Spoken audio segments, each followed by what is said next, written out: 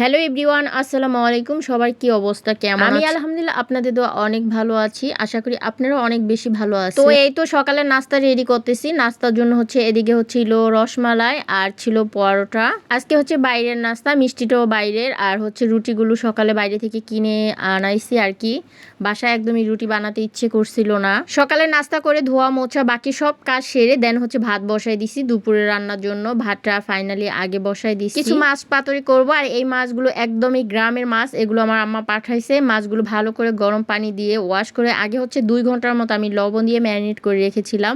তারপর পেঁয়াজ, জিরা বাটা, হলুদের গুঁড়ো, মরিচের গুঁড়ো, তেল, পেঁয়াজ কুচি সব কিছু পরিমাণ মতো দিয়ে সুন্দর করে মেখে আজকে আমি মাছটা রান্না করব। কোনো রকমের ভাজা করব না। এইভাবে আমি মাছ কখনই রান্না করি নাই। ছোট মাছগুলো এইভাবে হাতে মেখে রান্না করেছি, বাট এইভাবে রান্নাটা না আমি আমার পেজে একটা আপুকে রান্না করতে দেখেছিলাম, সেই জন্য ভাবলাম তো আমি একটু এইভাবে রান্না করে দেখি। ওই আপুটা বলছিল এইভাবে রান্না করলে নাকি খেতে অনেক মজা হয়, বাট আমার কাছে তেমন একটা মজা লাগে নাই। কারণ বড় মাছ একটু না ভেজে রান্না করলে আমার কাছে খেতে যেন কিরকম একটা লাগে। মাছ রান্নাটা হয়ে গেছে, লাস্টে দিয়ে কিছুটা ধনিয়া পাতা দিয়ে নামিয়ে নিয়েছি। এদিকে প্যানে কিছুটা তেল দিয়ে বেগুন আর সাথে কয়েকটা আলু ভেজে নিব। তেলটা যখন গরম হবে, আর কিছুটা বেগুন, কিছুটা আলু, একটু সামান্য মরিচের গুঁড়ো, হলুদের গুঁড়ো, লবণ দিয়ে কিছুক্ষণ ম্যারিনেট করে রেখেছিলাম। এখন প্যানের মধ্যে সবগুলো দিয়ে এখন উলট পালট করে একটু ভেজে নিব। এভাবে আলু ভাজা বা বেগুন ভাজা খেতে কিন্তু আমার ছেলে ভীষণ পছন্দ করে, সাথে আমিও খুব বেশি পছন্দ করি। সাথে যদি একটু ধনিয়া পাতা ভর্তা হয় বা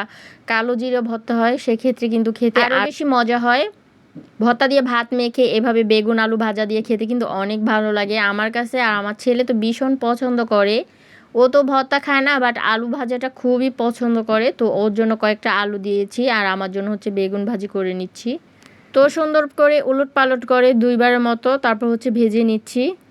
তো আমার মতো আলু ভাজা আর বেগুন ভাজা দিয়ে ধনিয়া পাতা ভর্তা বা কালো জিরা ভর্তা দিয়ে খেতে কে কে পছন্দ করে না অবশ্যই কমেন্ট করে জানাবেন। ফাইনালি আলু বেগুন ভাজা হয়ে গেছে, এগুলো তুলে নিচ্ছি এক এক করে। কয়েকদিন যাবত আমার বাসায় নেটে অনেক বেশি সমস্যা করতেছে। আমার যে বাসায় রাউটারটা আছে, মানে ওয়াইফাই যে রাউটার, সেটা অনেক বেশি ডিস্টার্ব করতেছে। রাউটারটা একটু নষ্ট হয়ে গেছে, এই জন্য নেটের প্রবলেম। আর কয়েকদিন যাবত আমি ঠিকঠাক মতো পেজেও কাজ করতে পারছি না, কারোর সাথে অ্যাক্টিভও হতে পারছি না। সেটার জন্য আমি খুবই দুঃখিত। এখন কিছুটা কালো জিরা ভর্তা বানাবো, এই জন্য কয়েকটা লাল আর সবুজ কাঁচামরিচ, সাথে একটু রসুন ভেজে, সাথে একটু কালো জিরা ভেজে নিয়েছি। এটা আমি শিলপাটা বেটে ভর্তা বানাবো। আর এদিকে একটু মসুর ডাল, সাথে একটু আলু দিয়ে আমি রান্না করব। তো ডালটা আগে থেকে বসিয়ে দিয়েছি। ডালটা যখন একটু ফুটে আসছে, তখন কয়েকটা সিদ্ধ আলু একদম চটকে দিয়ে দিয়েছি। তারপর কয়েকটা কাঁচামরিচ, একটু পেঁয়াজ কুচি, একটু হলুদের গুঁড়ো, মরিচের গুঁড়ো, লবণ দিয়ে আমি ডালটা ভালো করে সিদ্ধ করে নিয়েছি। এখন বাগার করব। তার জন্য পেঁয়াজ, একটু রসুন কুচি ভেজে, কয়েকটা গোটা জিরা দিয়ে দিব, দিয়ে একটু ভেজে বাগারটা দিয়ে নিব। এভাবে আলুর ডালটা রান্না করলে খেতে কিন্তু অনেক ভালো লাগে। সাথে একটু ধনিয়া পাতা দিয়ে দিয়েছি।